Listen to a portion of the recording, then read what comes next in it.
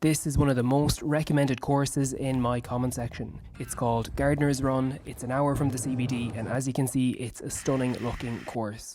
Follow the page to see me play every golf course in Melbourne, and drop a comment if you know a good course that I should play. Hole 1 is a par 4, 341 metres, a slight dogleg right. I found the fairway with my driver and I hit an 8-iron at the hole. I had a chance at birdie, but it didn't fall and I tapped in a par for a good start.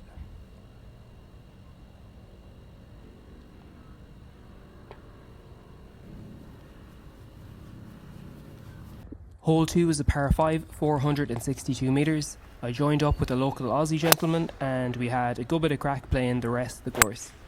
I followed up a good drive with a 3-wood which landed just short of the green.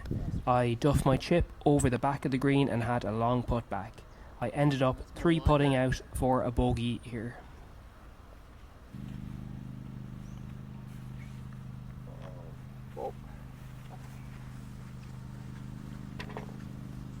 Hole 3 is a par 3, 141 metres. I hit an 8-iron and came up just short of the green. Oh, looking good. I had a long putt, so I tried to just get as close as possible, which did not go to plan, and I ended up 4-putting for a double bogey.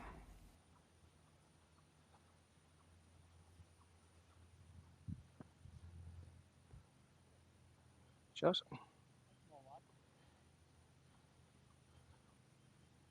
Small bit of... Come on.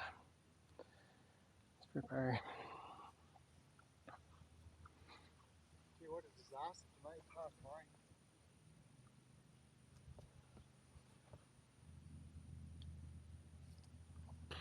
Hole 4 is a par 4, 325 metres. I hit a great drive down the middle, but shanked my pitching wedge into the trees on the right hand side.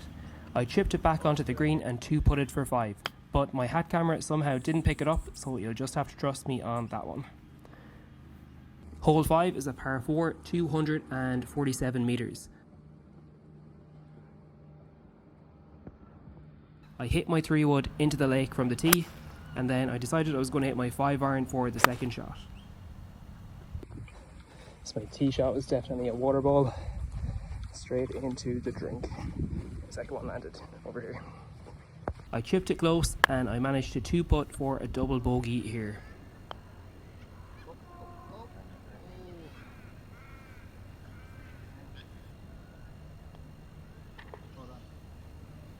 Hole 6 is where this course turned around for me.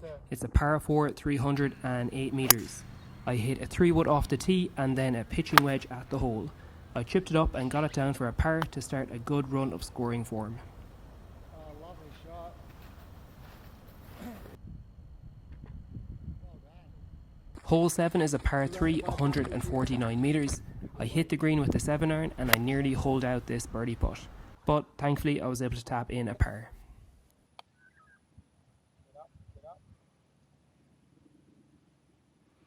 Yeah, maybe. It's alright. You're on line. It's maybe half a cup to the left. Nice par. Hole 8 is a par 5, 459 metres. I hit a great drive down the middle of the fairway and followed it up with a 3-wood. I pushed it a bit right and ended up in the sand trap. I got out of it easy enough and I had a chance at birdie. It went close and I tapped in another par.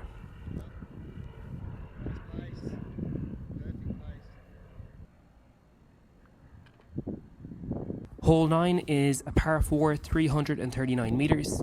I hit my drive down the middle and followed it up with a 9-iron at the green. It hit the centre of the green and I had another chance at birdie. Again it went close and I tapped in another par. I had a relatively decent front 9 for me and I ended up shooting 6 over par. I hit the wrong club on the par 3 and I really shouldn't have lost that ball on the 5th, and I think that's what really cost me here. Thankfully I made a comeback and hit 4 pars in a row and really managed to save this round. Hole 10 is a par 5, 448 metres. I hooked my drive left when I really should have been aiming right. It left me a long way from the green. My 5-wood brought me to within pitch and wedge distance and somehow I managed to stick it on the green, avoiding the sand trap in front of the hole. I 2-putted from here and had my 5th par in a row. Hole 11 is a par 3, 136 metres. I went over the back of the green with my 7-iron and had a downhill chip back at the hole. I thought it would release a bit more and I ended up with a really long par putt. I didn't judge it great and it didn't go close at all, so I ended up taking a bogey here, ending my 5-par streak. Jesus. Hole 12 is a par 4, 356 metres. I had a decent drive and then a pitching wedge at the green. I pushed it right and it landed on the fringe, and I decided I should putt from here. This was a decent call because it left me close enough to tap in a par.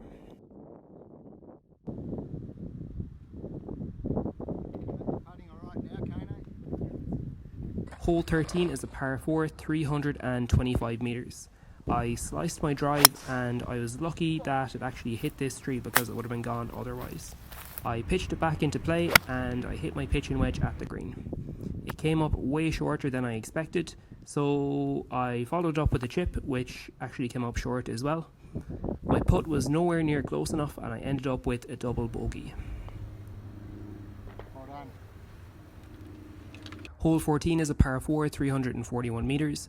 My drive finds the fairway and my pitching wedge hits the centre of the green. It's a bit far for a birdie putt, so I just tried to get it close enough and then tap in the par. Could be in.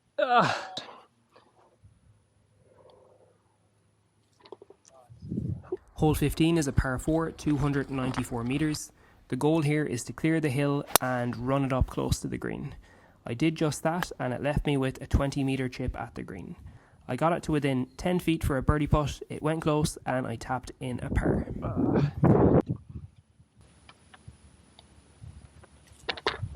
Well done. Hole 16 is a par 3, 131 metres. I buried my 9-iron into the turf and I hit the ball about halfway towards the hole. I proceeded to blade my wedge over the back of the green. It still hit the green, but I had this monstrosity of a putt for par. Thankfully it went relatively well and I was able to save a bogey here. Got me close enough. Ooh. Hole 17 is a par 5, 445 metres. I hit a decent drive down the middle of the fairway and I followed it up with a decent 3-wood. It ended up being just shy of the green, so I went for a delicate kind of chip and I basically just bladed it over the back of the green.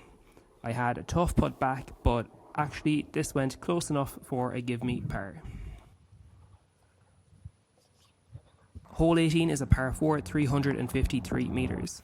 Like hole 15, if you clear the hill, it'll run a long way towards the hole. And this drive ran over 300 metres, leaving me with 40 metres to the centre of the green. I hit my chip to the open side because I was worried about blading it over the back and into the water, or just dropping it in the sand here on the left. I had a long putt for birdie. It actually left me with a real tester for par, but thankfully it sank and I finished with a par. The back nine went a lot better for me than the front nine. I shot 4 over here with 1 double bogey and 2 bogeys. Overall I shot 10 over with 82 shots, and at the time I wasn't that thrilled about it, but on review that was actually a really good score for me at this point in my game. I was playing off the whites as well, so having a few extra yards off the tee made a real big difference to my scores. Overall, I would definitely recommend this course. I think the layout is really good and the course really keeps you guessing at every turn. The fairways and the greens were in really good condition, especially considering that there'd been a lot of rain in the days leading up to this round. Now, it was still a bit muddy in spots and I did struggle a bit with the turf interaction in these kind of muddy scenarios, but I'll definitely be back here to play again, and I'm looking forward to playing it when summer comes back around. If you know a better course than this, let me know in the comments, and if you want to see every golf course in Melbourne, give the page a follow.